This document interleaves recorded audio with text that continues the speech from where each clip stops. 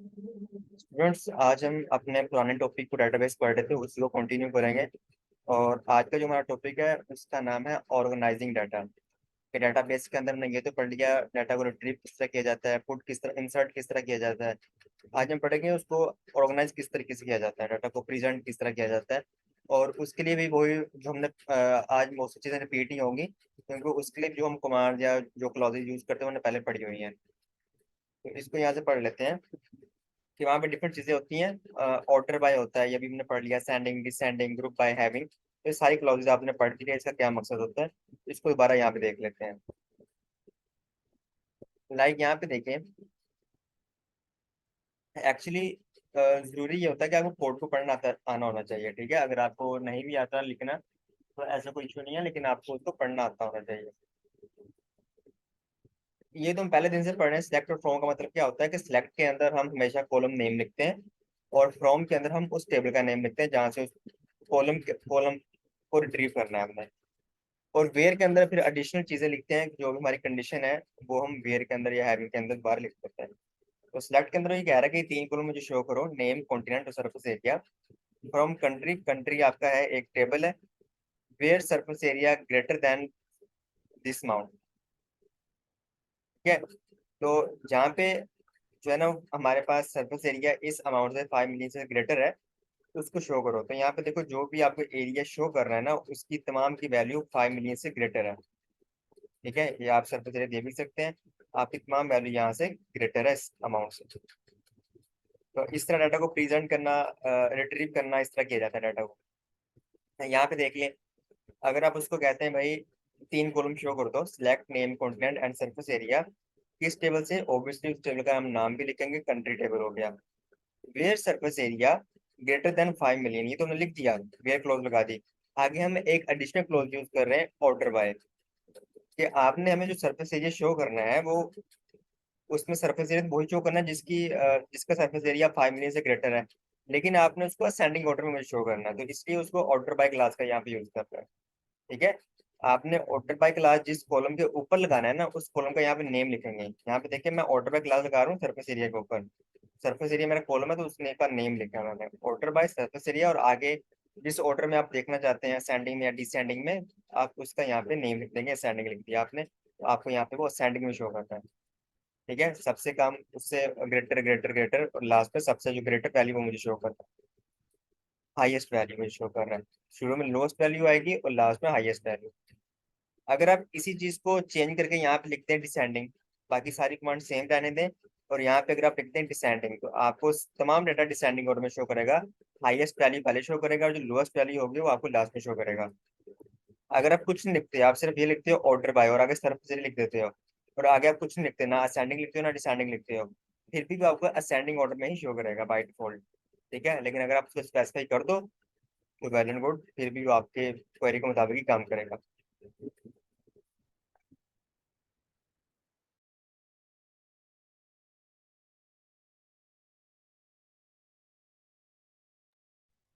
यहाँ पे देख लें, पहली तीन लाइन सेम है कमांड की, जो लास्ट लाइन है उसको देखें जरा, order by continent, ascending, circular, descending. यहाँ पे अब हम क्या कर रहे हैं, ऑर्डर बाय क्लास यूज तो कर रहे हैं, लेकिन उसको दो कॉलम के ऊपर at the same time use कर रहे हैं, एक कॉन्टिनेंट कॉलम के ऊपर और एक हम कर रहे हैं सरफेस एरिया के ऊपर। ठीक है, तो यहाँ पे हो क्या रहा है कि हम उसको कह रहे हैं कि जो कॉन्टिनेंट कॉलम है उसको असेंडिंग ऑर्डर में शो करो। ठीक है, असेंडिंग ऑर्डर में शो करो मतलब एक सीक्वेंस में शो करो, ए वाले वर्ड पहले आए, फिर बी, सी, डी, ई, एफ, जी, एच, इस तरह है। ठीक है, तो यहाँ पे देखो, जो कॉन्टिनेंट ए से स्टार्ट हो रहे हैं शुरू में आ रहे हैं, इसी तरह वो तरतीब से चल रहे हैं।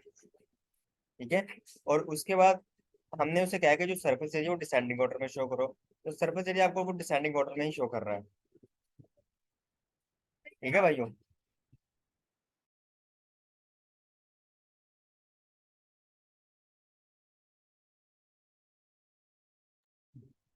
यहाँ पे आप देख लें कि जो डिसेंडिंग ऑर्डर वो लगाएगा ना सरफेस एरिया के ऊपर, वो आप इस तरह नहीं लगाएगा, वो आप किस दूसरे तरीके से लगाएगा कि जो कीवर्ड सेम आ रहा है, जैसे ए आ रहा है, तो अब वो देखा कि इनके अंदर डिसेंडिंग ऑर्डर आपको दिखाएगा। इनके में जो ग्रेटर वैल्यू होगी, जो हाईएस्ट वैल्यू को पहले शो करेगा, और उसके जो लोएस्ट वैल्यू होगी बाद में शो करेगा। उसके बाद फॉलो वो असेंडिंग ऑर्डर ही करेगा, कॉन्टिनेंट को ही करेगा, ठीक है। उसके आगे जो वैल्यूज आ रही है उसको वो फिलहाल इग्नोर कर देगा। बट यहाँ पे डुप्लीकेट वैल्यूज आ रही है, जिस तरह ए 2 दफा आ रहा है, एन 2 दफा आ रहा है, तो इसके ऊपर वो डिसेंडिंग ऑर्डर लगाएगा सरफेस एरिया के अंदर। तो ये भी आपने याद रखना है यहाँ। अब ये जो हमने कमांड पढ़ी है कि जहाँ पे हमने उसको कहा है कि जो कॉन्टिनेंट कॉलम है उसके ऊपर असेंडिंग ऑर्डर लगाओ, जो सरफेस एरिया है उसके ऊपर डिसेंडिंग ऑर्डर लगाओ। अगर आप यहाँ पे कॉलम नेम ले आपने लिखा है ना, कॉन्टिनेंट और सरफेस एरिया क्या है, कॉलम नेम है, तो आपने यहाँ पे कॉलम नेम लिखे हैं। अगर आप कॉलम नेम की जगह कॉलम नंबर भी लिख देंगे ना, तो फिर भी वो आपके लिए सेम काम करेगा। जिस तरह यहाँ पे देख लें, हमने यहाँ पे लिख दिया order by 2 ascending and 3 descending. कि जो कॉलम नंबर 2 है उसके ऊपर असेंडिंग लगा दो, और जो कॉलम नंबर 3 है उसके ऊपर डिसेंडिंग ऑर्डर मुझे चीजों को शो करो। तो आप इस तरह भी लिख सकते हैं, कॉलम नेम भी दे सकते हैं और कॉलम नंबर भी दे सकते हैं, ठीक है। इट्स अप टू यू, दोनों तरीके से कर सकते हैं,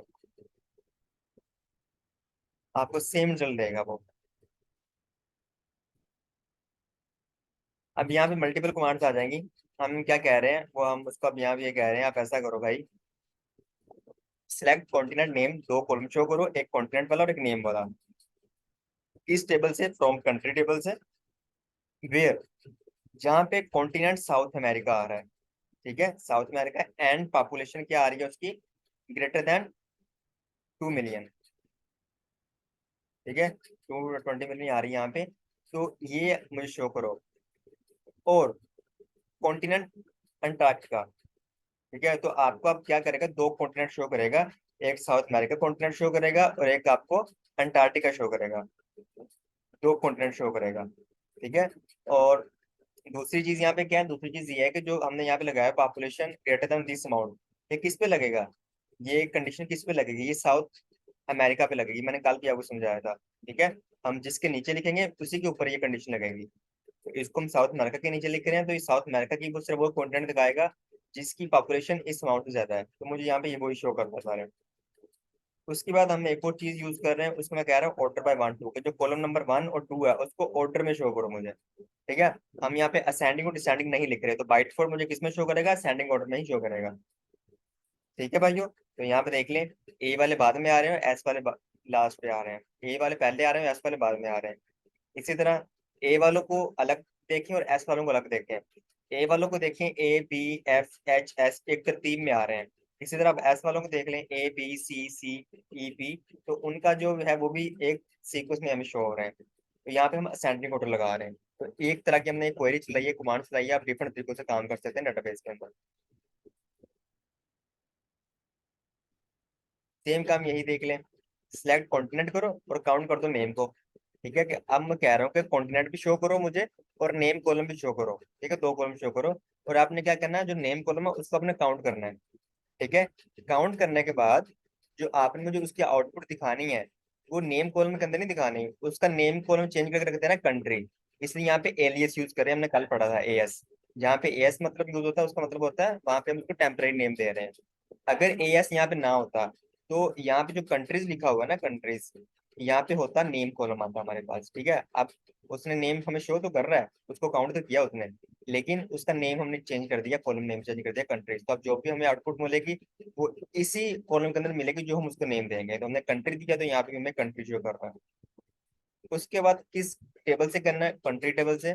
अब यहाँ पे हम क्लासेस यूज कर रहे हैं, where continent South America, South America show करना है जिसकी पॉपुलेशन इस अमाउंट से ग्रेटर है, और कॉन्टिनेंट अंटार्कटिका, तो ये 2 मुझे शो करने हैं आपने, ठीक है। और ग्रुप बाय कॉन्टिनेंट कर दो और ऑर्डर बाय 1 2 सेंडिंग ऑर्डर में शो करो। तो यहाँ पे देखो, अंटार्कटिका पहले शो करेगा और साउथ अमेरिका आपको बाद में शो करेगा, क्यों, क्योंकि यहाँ पे ऑर्डर बाय क्लास लगी हुई है, ठीक है। ए वाले पहले शो करेगा, एस वाले बाद में शो करेगा। इसी तरह यहाँ पे कंट्रीज के अंदर भी वो फिर उसी को फॉलो करेगा, और यहाँ पे हमें सारी चीजें इस तरतीब से दिखा रहा है।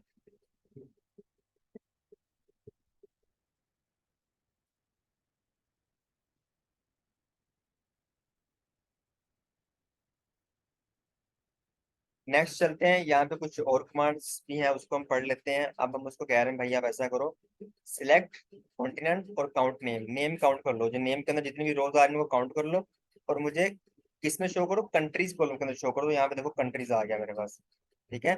और कॉन्टिनेंट भी आपको शो कर रहा है, सिलेक्ट के अंदर मैंने उसको सिलेक्ट किया था, कॉन्टिनेंट भी शो कर रहा है। उसके बाद जहाँ पॉपुलेशन साउथ अमेरिका की हो, ठीक है, साउथ अमेरिका हो कॉन्टिनेंट, और उसकी पॉपुलेशन इस अमाउंट से ग्रेटर हो, और जहाँ पे कॉन्टिनेंट अंटार्कटिका हो दोनों मुझे शो करो। ठीक है, ग्रुप बाय कॉन्टिनेंट कर दो। Having count name number, having count number 5। ठीक है, कि जिसको काउंट करें उसका 5 से ग्रेटर आया हमें नंबर, तो उसको कर दो। ऑर्डर बाय 1 2, उसको सेंडिंग ऑर्डर में शो करो। ऑर्डर बाय क्लास लगा रहे हैं तो उसने हमें क्या किया, अब सिर्फ साउथ अमेरिका ही शो कर रहा है। अब हमें वो यहाँ पे अंटार्कटिका शो नहीं कर रहा। क्यों नहीं शो कर रहा है? इस कमांड की वजह से। हैविंग काउंट नेम नंबर 5, जो हमने यहाँ पे काउंट लगाया था कि नंबर ऑफ रोज को क्या करो, काउंट करो। तो यहाँ पे 5 क्या आ रही थी, यहाँ पे 7 आई है हमारे पास। तो अगर हमारे पास, मैंने कहा है कि जिसके अंदर कॉन्टिनेंट जो है ना वो 5 से ज्यादा हो, तो हो सकता है जो अंटार्कटिका है उसके अंदर काउंट किया हो तो वहां पे रिजल्ट 5 से कम आ रहा हो, इसलिए उसने हमें यहाँ पे शो नहीं कर रहा।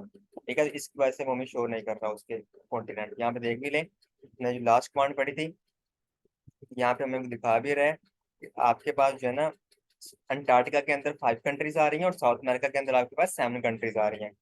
ठीक है, लेकिन वहां पे हमने हैविंग क्लॉज लगा दी। हैविंग क्लॉज में हम ये बता रहे हैं कि जिसको काउंट करने के बाद जिसके अंदर 5 से ज्यादा कंट्रीज हैं सिर्फ वो डाटा शो करो। तो इसलिए हमें वो वहां पे अंटार्कटिका शो नहीं कर रहा, सिर्फ साउथ अमेरिका शो करेगा। अगर यहाँ पे आप ऑटो बाय क्लास ना भी यूज करें तो इट्स ओके, क्योंकि एक ही सिंगल है तो सिंगल ही आएगा हमारे पास, फिर भी आपकी कमांड चलेगी यहाँ पे। बहुत इजी कमांड है ये वाली। फिर यहाँ पे कुछ रैंकिंग आ जाता है कि अगर आप वहाँ पे उसको रैंक करना चाहते हो डाटा को तो उससे ही देख सकते हैं। ठीक है भाइयों, तो यहाँ तक थी आज का हमारा लेक्चर। अब हम इसकी ना क्या करते हैं, लैब परफॉर्म कर लेते हैं। मैं इसकी लैब स्टार्ट करता हूँ और उसको लैब में उसको प्रैक्टिकल करके देखते हैं। तो इस लैब के अंदर हम ये चीजें पढ़ेंगे, इनको सीखेंगे। कौन कौन सी चीजें हमारे पास, launch an Amazon RDS DB instance with high availability. एक RDS हम डेटाबेस बनाएंगे, उसको लॉन्च करेंगे with high availability. High availability मतलब ये होता है कि उसको मल्टीपल एजी के अंदर डिप्लॉय करेंगे। Configure DB instance to permit connection from your web server. अपने जो हमारा डेटाबेस होगा उसको वेब सर्वर के साथ हम अटैच भी करेंगे, कनेक्शन देंगे उसको। एंड जब हम एप्लीकेशन को ओपन करेंगे तो वहां से देखेंगे एप्लीकेशन के थ्रू हम अपने डेटाबेस को किस तरह एक्सेस कर सकते हैं बैकएंड के ऊपर। तो ये सारी चीजें आज हम सीखेंगे अपनी इस लैब के अंदर। क्योंकि हम लैब कर रहे हैं तो लैब के अंदर ये सिनेरियो पहले से बना हुआ है, इसको हम नहीं बना रहे हैं। ठीक है, अगर आप खुद से परफॉर्म कर रहे हैं, अगर आपके पास पोर्टल नहीं है, अगर आप अपने अकाउंट को प्रैक्टिस कर रहे हैं तो ये देख के बना लें पहले। ये बहुत आसान है, नहीं पता तो जो नेटवर्किंग वाला मॉड्यूल है हमारा वहाँ पे बीपीसी किस तरह बनता है वो सारी चीजें मैंने बताई हुई हैं। आप उसको जाके फॉलो करें तो ये आपको बन जाएगा इजीली। ठीक है, अवेलेबल बीपीसी बनाना है, अवेलेबिलिटी जोन वहाँ पे आपने एक वेब सर्वर बना देना है पब्लिश अपने टू के अंदर, तो सारी चीजें आपको बनाई गई हैं। उसको कौन सा CID देना है आपने वो भी बताया गया है। तो बहुत आसान चीजें हैं, आप इसको देख के बना लें आर्किटेक्चर को। ये आर्किटेक्चर है, यहाँ पे एक्चुअली है क्या है कि पब्लिक सबनेट 2 के अंदर हमारा एक वेब सर्वर बना हुआ है जो पब्लिक है, उसको पब्लिक आईपी मिल रही है। अब हम क्या करेंगे, हम प्राइवेट सबनेट 1 के अंदर अपना एक प्राइमरी DB इंस्टेंस बनाएंगे। ठीक है, और उसको उसके एक रेप्लिका बनाएंगे, उसको रेप्लिकेट कर देंगे दूसरे एजी के अंदर, पब्लिक प्राइवेट सबनेट 2 के अंदर, अवेलेबिलिटी जोन नंबर 2 के अंदर। और अपने वेब सर्वर को कनेक्ट करेंगे किससे, प्राइमरी डेटाबेस से। इससे कनेक्ट करेंगे और देखेंगे क्या हम उसको एक्सेस कर पा रहे हैं कि नहीं कर पा रहे। ठीक है, क्या रिक्वेस्ट जा रही है सिक्योरिटी ग्रुप के ऊपर अपने डेटाबेस के ऊपर या नहीं जा रही बैकएंड के ऊपर। तो आज हम एप्लीकेशन को यूज करते हुए डेटाबेस को एक्सेस करेंगे बैकएंड के ऊपर। ठीक है, और साथ हम उसका रेप्लिकेट भी क्रिएट करेंगे दूसरे एजी के अंदर फॉर हाई अवेलेबिलिटी। तो इसको ये कॉन्सेप्ट होता है हाई अवेलेबिलिटी। अगर आप चीज़ों की डुप्लीकेशन कर रहे हैं, मल्टीपल चीज़ें बना रहे हैं तो हमारी हाई अवेलेबिलिटी होती है, ताकि अगर एक जगह से अनएक्सेसिबल हो जाए हमें तो दूसरी जगह से हम एक्सेस कर लें इजीली। ठीक है, तो लैब हमारी स्टार्ट हो जाए उतनी देर वेट करते हैं, फिर हम लैब को परफॉर्म करते हैं। तो हमने लैब स्टार्ट कर लिया अपनी, तो अब हम 1 बाय 1 इंस्ट्रक्शन को फॉलो करते हैं और हम उसको परफॉर्म करते हैं यहाँ पे। तो सबसे पहले हमने क्या करना है, सबसे पहले हमने जाना है सिक्योरिटी ग्रुप के ऊपर और सिक्योरिटी ग्रुप को क्रिएट करना है और अपने वेब सर्वर के साथ उसको अटैच करना है। ठीक है भाइयों, तो यहाँ पे देख लें, सिक्योरिटी ग्रुप में जाने के लिए सबसे पहले आपको EC2 में जाना पड़ेगा। आप डायरेक्टली यहाँ पे सर्च भी कर सकते हैं, बट मैं आपको यहाँ पे जाके दिखाऊंगा। ये मेरा EC2 वाला कंसोल आ गया। यहाँ पे मैं जाऊंगा सिक्योरिटी ग्रुप के अंदर, नेटवर्क के अंदर नीचे मेरे पास ऑप्शन आ रहा है लेफ्ट साइड पर सिक्योरिटी ग्रुप, इस पे क्लिक करना है आपने। तो यहाँ पे डिफरेंट मेरे पास सिक्योरिटी ग्रुप बने हुए हैं, बाय डिफॉल्ट भी बने हुए हैं और मेरे पास जो है वो कुछ कस्टमाइज भी बने हुए हैं पहले से। तो हमने करना है यहाँ पे क्रिएट सिक्योरिटी ग्रुप। ठीक है, हम अपना बनाएंगे सिक्योरिटी ग्रुप। आप कोई भी नेम दे सकते हैं, क्योंकि हम लैब कर रहे हैं तो मैं अकॉर्डिंग टू लैब इसको नेम दूंगा। डीबी सिक्योरिटी ग्रुप इसको नेम दे दें आप। और इसकी डिस्क्रिप्शन में आप कुछ भी ना भी लिखें तो इट्स ओके, बट कुछ लिख देते हैं इसके डिस्क्रिप्शन में। हम कह रहे हैं कि ये हमारा क्या है, permit access from web security group. तो ये एक्चुअली सिक्योरिटी ग्रुप हम बना रहे हैं अपने डेटाबेस के लिए, ये भी सिक्योरिटी ग्रुप, ठीक है। डेटाबेस सिक्योरिटी ग्रुप जब हम डेटाबेस बनाएंगे तो उसके साथ ये सिक्योरिटी ग्रुप अटैच करेंगे हम बाद में, ये आपने याद रखना है। वीपीसी कौन सा है, हमारा लैब वीपीसी है, तो इसको हमने लैब वीपीसी के अंदर बनाना है सिक्योरिटी ग्रुप को, क्योंकि उसी के अंदर ही हम अपने डेटाबेस बनाएंगे। और यहाँ पे अब हमने रूल्स ऐड करने हैं इस सिक्योरिटी ग्रुप जो हम लगाएंगे डेटाबेस के साथ। इसके अंदर ऑब्वियसली कुछ रूल्स भी ऐड करेंगे, कुछ इसके अंदर हम अपने इनबाउंड रूल्स लगाएंगे कुछ। यहाँ पे देखिए इनबाउंड रूल पे क्लिक करें, और यहाँ पे आपने क्या सेलेक्ट करना है, माई सीक्वल अरोरा, कि इसकी जो पोर्ट नंबर 3306 है उसको इनेबल कर दो। यहाँ पे सर्च करें, माई सीक्वल आ गया, अरोरा आ गया। और यहाँ पे देखिए जैसे उसको मैंने सेलेक्ट किया, इसने पोर्ट बाय पोर्ट ले ली 3306। ठीक है, तो मैं अपने डेटाबेस के लिए ये पोर्ट ले रहा हूँ कि डेटाबेस के ऊपर जो भी रिक्वेस्ट आए वो इस पोर्ट नंबर पे आए, 3306 के ऊपर आए। ठीक है। और CIDR के अंदर आपने क्या लेना है, वेब सिक्योरिटी ग्रुप के अंदर जो हमारा सोर्स होता है उसके अंदर आपने लेना है, अगर यहाँ पर लिखता हूँ ऐसी लिखें, तो ये कह रहा है कि सिलेक्ट वेब सिक्योरिटी ग्रुप।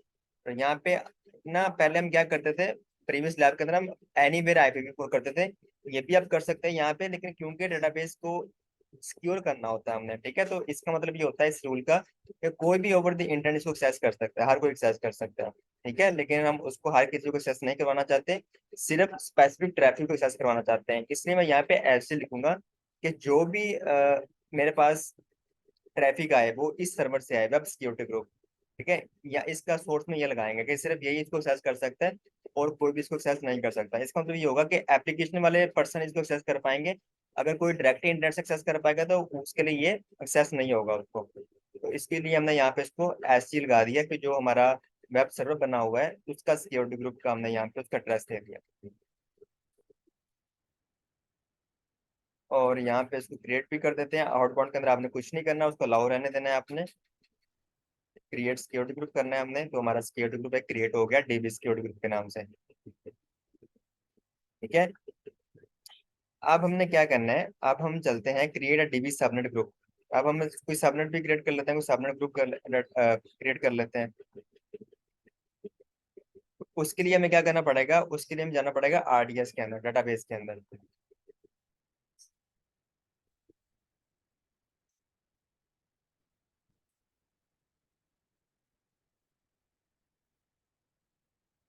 अब हम डेटाबेस को कॉन्फ़िगर करेंगे, ठीक है। तो यहाँ पे डेटाबेस को जिस आपने सबनेट में रखना है, जिस अवेलेबिलिटी जोन में रखना है आपने, वो सबनेट बना लेते हैं। तो यहाँ पे सबनेट ग्रुप का ऑप्शन आएगा, उसको हमने करना है यहाँ पे सबसे पहले। यहाँ पे देखिए ऑप्शन आ रहा है सबनेट ग्रुप। अगर आप क्रिएट डेटाबेस कर लें तो इसके अंदर जाके सबनेट ग्रुप बना लें, तो उसके अंदर भी आप जाके बना सकते हैं, लेकिन इसको पहले बना के रख लेते हैं हम। और यहाँ पे आ रहा है कि डीबी सबनेट ग्रुप। ये क्यों बनाते हैं, जिस तरह हम कोई सर EC2 बनाना हो सिंपल, कोई एप्लीकेशन वाला वेब सर्वर हमने बनाना है, उसको हमने कहाँ रखते हैं, सबनेट के अंदर रखते हैं। तो उसके लिए पहले सबनेट बनाना पड़ता है, इसलिए डेटाबेस को भी बनाने से पहले जहाँ डेटाबेस को रखना है जिस सबनेट के अंदर, आपको वो सबनेट पहले बनाना पड़ेगा, डीबी सबनेट ग्रुप स्पेसिफाई करना पड़ेगा। तो इसको बना लेते हैं।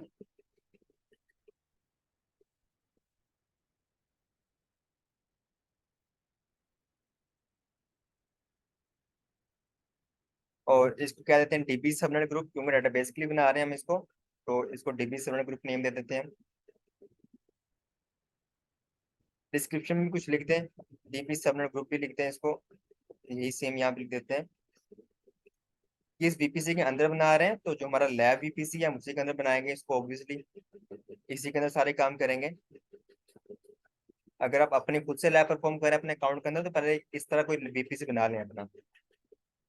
ऐड सबनेट, इस एजी के अंदर आप इसको बनाना चाहते हैं सबनेट को, तो वो कह रहा है कि select availability zone and select second availability zone, तो दो अवेलेबिलिटी जोन मैं यहाँ पे बना रहा हूँ, ये और ये। ठीक है, इसके अंदर हमारी डेटाबेस बनेगी। और सबनेट भी स्पेसिफाई कर दें, ए के अंदर और बी के अंदर सबनेट भी हमने चूज करने हैं। तो यहाँ पे ये ले लेते हैं हम, for the first availability zone select ये वाला, and for the second availability zone select 10.0.0.24। तो उसको हम क्या देंगे, ऑब्वियसली CIDR भी देंगे भाइयों।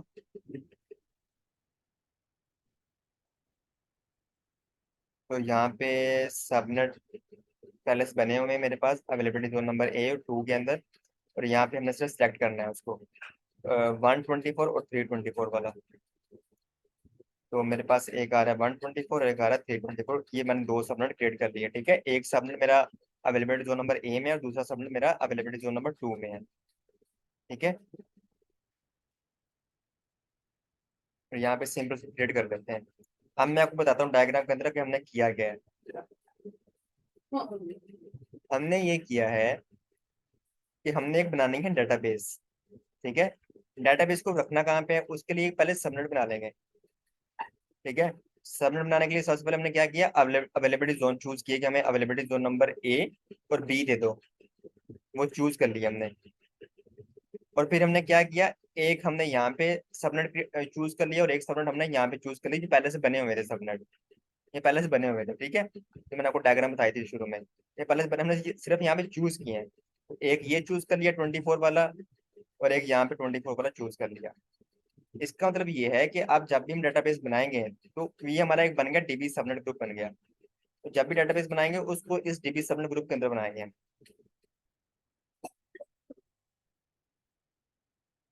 आप चलते हैं वापस, ये हमारा DB सबनेट ग्रुप बन चुका है। अब हमने करना है इंस्टेंस को क्रिएट, जो हमारे डेटाबेस है उसको हमने क्रिएट करना है।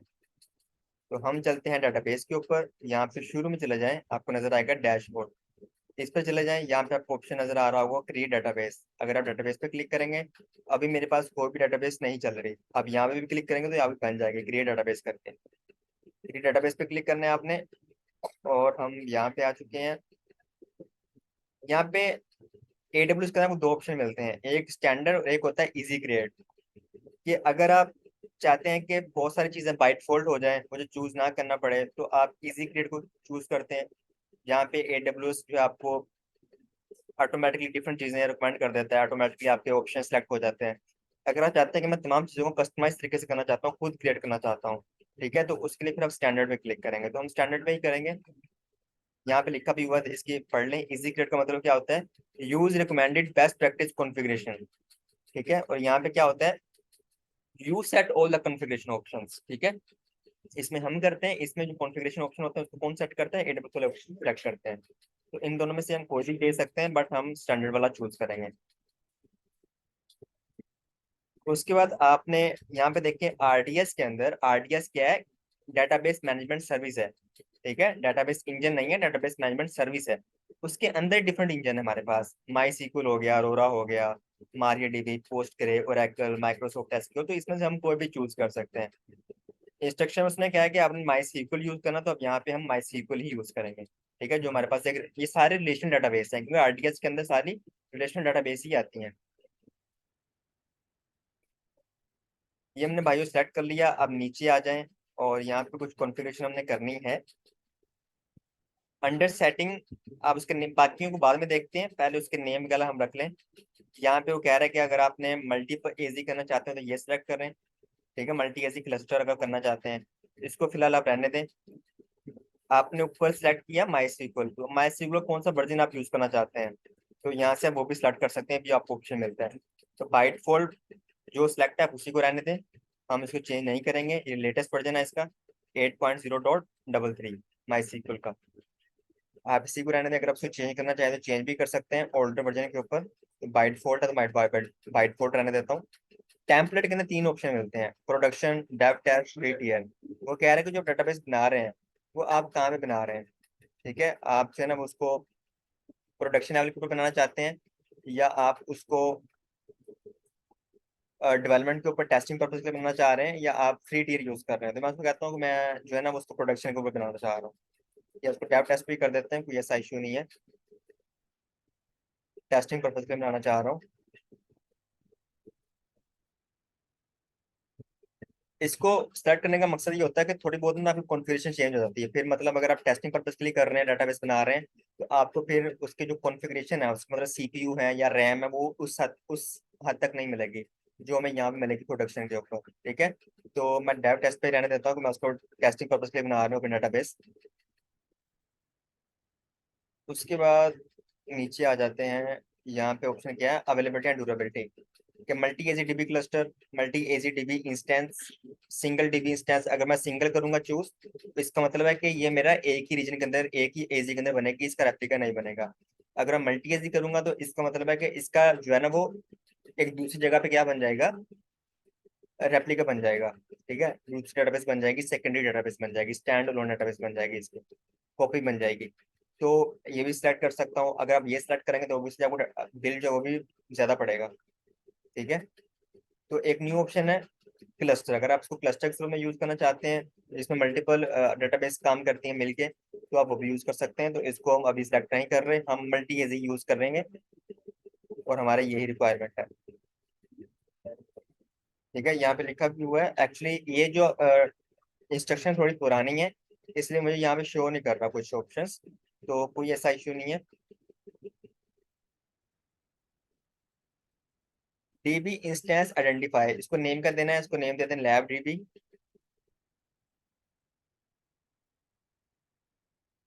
और अब ओबियसली हमने बोला था कि जब हम बनाते हैं तो उसका हम कुछ यूजर नेम डाटाबेस का और पासवर्ड भी रखते हैं। तो यूजर नेम भी लिखते हैं और पासवर्ड भी लिखते हैं। तो यूजर नेम के अंदर आप मेल लिख दें, ये हमारा यूजर नेम है डाटाबेस का।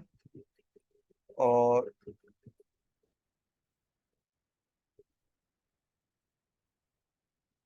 ये हमारा है ऑटो जनरेट पासवर्ड। अगर आप ऑटो जनरेट करना चाहते हैं पासवर्ड, तो यहाँ पे क्लिक करें। तो मैं ऑटो जनरेट नहीं कर रहा, मैं क्या करूँगा, खुद से कस्टमाइज पासवर्ड यहाँ पे यूज करूंगा। ठीक है, तो जो लैब में दिया गया है मुझे लैब पासवर्ड, मैं यही यूज करता हूँ। मास्टर पासवर्ड क्या होगा डेटाबेस का, और यहाँ पे ये वाला याद है जब हम डेटाबेस की लैब अभी हमने की थी प्रीवियस लेक्चर के अंदर, तो हमने क्या किया था वहाँ पे हमने डिफरेंट चीजें की थी कि ये डेटाबेस को किस तरह एक्सेस करता है, तो उसके लिए उसको पासवर्ड भी देना पड़ता है उसको। ये एक ऑप्शन होता है, ये भी आप बेशक ना पड़ेगा। अगर आपने इसको किसी सीक्रेट जगह पे जाके सेव करना है, तो उसके लिए सीक्रेट मैनेजर यूज होता है, आप उसको यूज कर सकते हैं। इसको फिलहाल रहने दें आप। ठीक है, हम नेक्स्ट चलते हैं।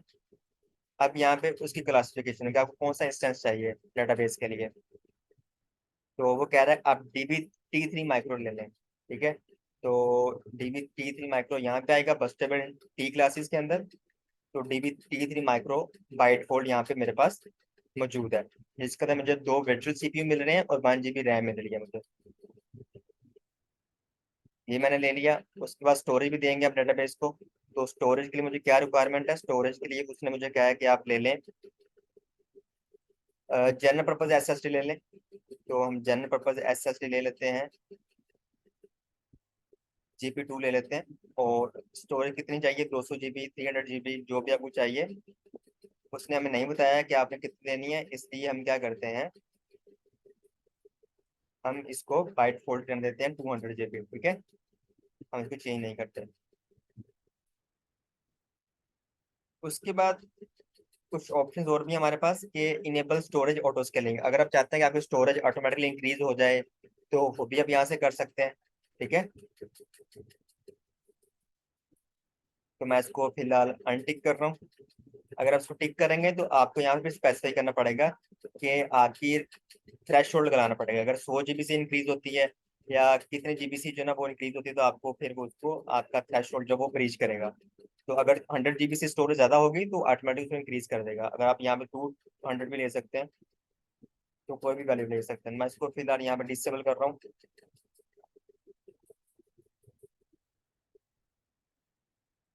अंडर कनेक्टिविटी हमारे पास ऑप्शन आ गया। कनेक्टिविटी के अंदर हम कह रहे हैं कि इसको किस पीपीसी के अंदर बनाना है, तो इसको हम लैब पीपीसी के अंदर बनाएंगे। ठीक है, ये लैब पीपीसी है हमारा, इसी के अंदर आपने बनाना है जो आपने कॉन्फ़िगर किया था। उसके बाद कह रहे हैं कि don't connect to EC2 instance, connect to an EC2 resource. तो मैं यहाँ पे इसको कनेक्ट नहीं कर रहा। आप यहाँ पे कनेक्ट भी कर सकते हैं EC2 के साथ। ठीक है, अगर आप यहाँ सेलेक्ट करेंगे तो कनेक्ट हो जाएगा ऑटोमेटिकली, लेकिन इसको मैं यहाँ पे बाद में कनेक्ट करेंगे कमांड के थ्रू मैनुअली, मैं आपको करके दिखाऊंगा। अगर आप यहाँ से करना चाहें तो आपका जो डेटाबेस है बैकएंड के ऊपर आपके जो वर्चुअल मशीन होती है उससे कनेक्ट हो जाता है। उसके बाद सिक्योरिटी ग्रुप कौन सा लेना है, जो हमने बनाया था सिक्योरिटी ग्रुप इसके लिए, ठीक है। यहाँ पे ग्रुप कौन सा लेना है, dB subnet group, subnet group वही है जो हमने बनाया था इसके लिए। क्या आपने पब्लिक एक्सेस देनी है? बिल्कुल नहीं देंगे, क्योंकि हमारे डेटाबेस है, डेटाबेस को हम कभी भी पब्लिक एक्सेस नहीं देते। यहाँ पे नो लिखना है आपने। और आपने यहाँ पे सिक्योरिटी ग्रुप कौन सा लेना है, सिक्योरिटी ग्रुप ऑब्वियसली जो हमने बनाया था डीबी सिक्योरिटी ग्रुप, ये वाला, इसको ये लगाएंगे हम। ठीक है भाइयों, और बाकी चीजें रहने दें, बाय डिफॉल्ट रहने दें, एडिशनल कॉन्फ़िगरेशन के अंदर बाय डिफॉल्ट रहने दें। पोर्ट नंबर, ये डेटाबेस की पोर्ट है 3306, ठीक है, इसी के ऊपर रिक्वेस्ट आएगी हमें। पासवर्ड ऑथेंटिकेशन, इसको बाय डिफॉल्ट रहने दें। मॉनिटरिंग इसको डिसेबल कर दें, इसका बिल पड़ता है आपको, ठीक है। इनेबल इनहैंस मॉनिटरिंग के इसका काफी बिल पड़ता है कि आपकी डेटाबेस है उसको मॉनिटर करना, सीपीयू कितने यूटिलाइज हो रहे हैं, मेमोरी कितनी कंज्यूम हो रही है। तो ये मॉनिटरिंग सर्विस होती है, अगर आप इसको यूज करेंगे तो काफी कॉस्ट पड़ती है आपको, तो इसको मैं यहाँ पे डिसेबल कर रहा हूँ। एडिशनल कॉन्फ़िगरेशन के अंदर डेटाबेस का इनिशियल नेम भी हम लिखेंगे ऑब्वियसली, ठीक है। तो इनिशियल नेम क्या है हमारा, लैब है, ठीक है।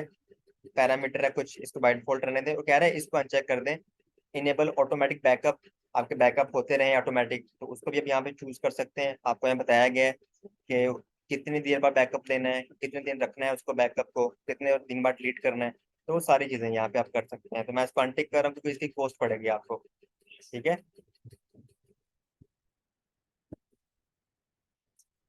इनेबल इंक्रिप्शन का हमें, ठीक है, इसको बेशक रहने दें, आपको इंक्रिप्शन भी मिल रही है यहाँ पे।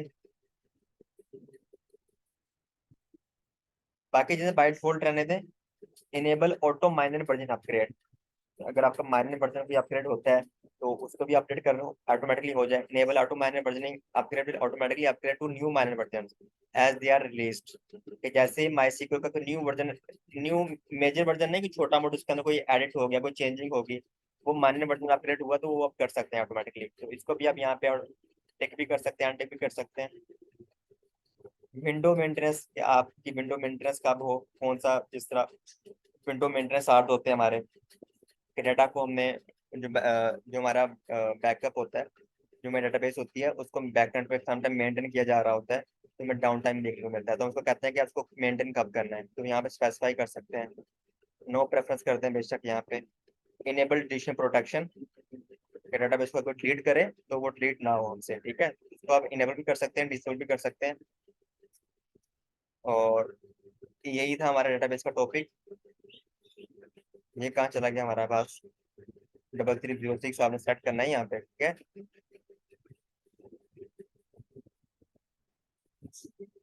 सारी कॉन्फ़िगरेशन हमने कर ली है और हमारा कुछ भी नहीं रह गया। मैं यहाँ पे देख भी लेता हूँ।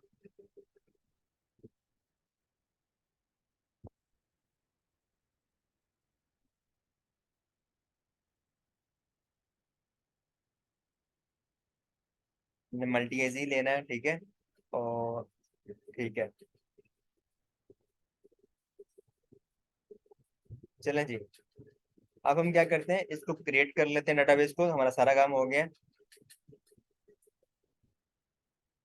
ये देखें, अभी जो हमने कॉन्फ़िगरेशन की है ना, तो अगर आप थ्री टीयर वाला क्लिक करेंगे यहाँ पे, थ्री टीयर वाला, हो सकता है आपको कुछ कॉन्फ़िगरेशन ना मिले, जिस तरह मॉनिटरिंग ना मिले आपको, ठीक है, या यहाँ पे आपको ये वाला ऑप्शन ही फिर मिलेगा, ये वाला अवेलेबिलिटी एंड ड्यूरेबिलिटी, ये खत्म हो जाएगा वहां पे, फिर आप सिंगल डिग्री इंस्टेंस यूज करेंगे, तो इस तरह कुछ चीजें होती हैं, तो कुछ ऑप्शन फिर आपके पास गायब हो जाते हैं। क्रिएट डेटाबेस पे क्लिक कर दें और डेटाबेस हमारी क्रिएट हो जाएगी 2 मिनट के अंदर, थोड़ा टाइम लगेगा लेकिन क्रिएट हो जाएगी, ठीक है।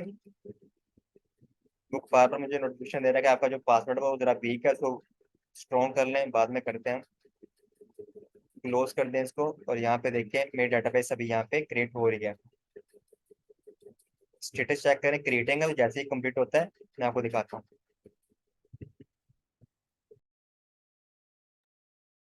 तो 4 या 5 मिनट बाद हमारी डेटाबेस जब आप देख सकते हैं रेडी हो चुकी है। स्टेटस मॉडिफाई आ रहा है, अभी यहाँ पे क्रिएट हो जाएगा। मैं इसको यहाँ पे क्रॉस करता हूँ, रिफ्रेश कर लेंगे दफा इसको, और मेरा डेटाबेस जो वो मॉडिफाई हो रही है, मतलब क्रिएट हो चुकी है। यहाँ पे देख भी सकते हैं सीपीयू यूटिलाइजेशन, कनेक्शंस यहाँ पे आपको शो हो रहा है। आप क्या करते हैं, आपने यहाँ पे क्लिक करना है लैब, इसके ऊपर क्लिक करते हैं लैब डीबी इंस्टेंस के ऊपर। जब हमारी डेटाबेस कंप्लीट हो जाती है ना, जब बन जाती है, तो यहाँ पे उसके एंड पॉइंट क्रिएट हो जाते हैं। एंड पॉइंट क्या होते हैं, जिसको उसको हम एक्सेस करते हैं। जिस तरह हमारा वेब सर्वर होता है, तो उसका पब्लिक आईपी लेके उसको हम पेस्ट करते हैं न्यू टैब में, तो हमारा जो उसको एक्सेस कर लेते हैं, उसका वेब पेज जो भी बना हुआ है। इसलिए जिस तरह वेब EC2 का पब्लिक आईपी होता है, डेटाबेस के एंड पॉइंट्स होते हैं, उसको हम एक्सेस करते हैं। ठीक है, तो ये हमारा एक तरह का पब्लिक आईपी है। इसको यहाँ से कॉपी करेंगे आप। कॉपी करने के बाद आपने भाइयों क्या करना है, यहाँ पे चले जाएं, इसको यहाँ पे नोट पैड पे पेस्ट कर दें, तो बाद में हमारे काम आएगा। अब आपने क्या करना है, यहाँ पे आपने देखें, अब हम चलते हैं EC2 के ऊपर। ठीक है, आप EC2 को देखेंगे और उसको बाद में कनेक्ट करेंगे अपने डेटाबेस के साथ, और देखते हैं कि EC2 से रिक्वेस्ट जा रही है डेटाबेस के ऊपर या नहीं जा रही।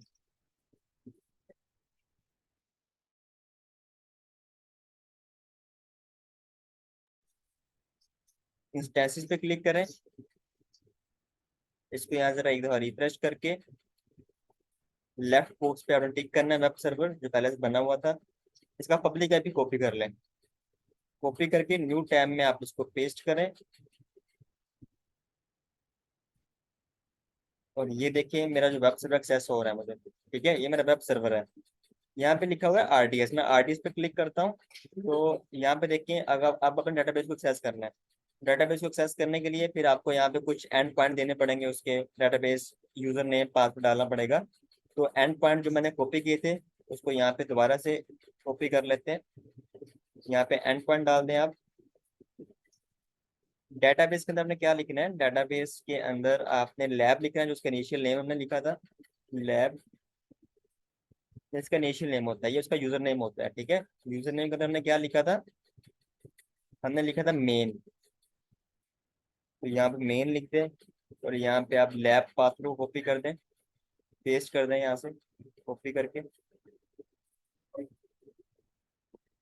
और सबमिट करें। तो ये देखें, रीडायरेक्टिंग टू,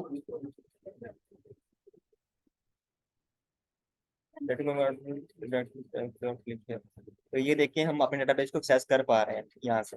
ठीक है, बैकएंड के ऊपर। तो इस तरह हमने यहाँ पे सीखा कि हम अपने यहाँ एक्चुअली किस तरह एक्सेस कर पा रहे हैं। जो हमने पढ़ा था ना कि हमारा जो है वो एक तरह का सिक्योरिटी ग्रुप लगाया हमने, तो एक्चुअली वही सारा काम कर रहा है कि जो हमारी रिक्वेस्ट पहले एप्लीकेशन पे जा रही है, अब एप्लीकेशन के होते हुए हमारी रिक्वेस्ट कहाँ जा रही है, बैकएंड के ऊपर डेटाबेस के ऊपर जा रही है। ठीक है, तो ये सारी चीजें कहाँ पे सेम है, डेटाबेस के अंदर सेम है। किस तरह सेम है, अगर आप उसको रिमोटली या उसको एक्सेस करेंगे सेशन मैनेजर के थ्रू अपने डेटाबेस को, तो वहाँ पे आप देखेंगे कि वहाँ पे कमांड्स लाएंगे, तो वहाँ पे एक टेबल बना होगा, टेबल के अंदर कॉलम बने होंगे। ठीक है, तो वो सारी चीजें जो हम पहले लैब में करते रहे, वो सारी चीजें यहाँ पे इस फॉर्मेट में वहाँ पे बनी होंगी। ठीक है, तो उसको हम आप ब्राउजर के थ्रू इस तरह एक्सेस करते हैं।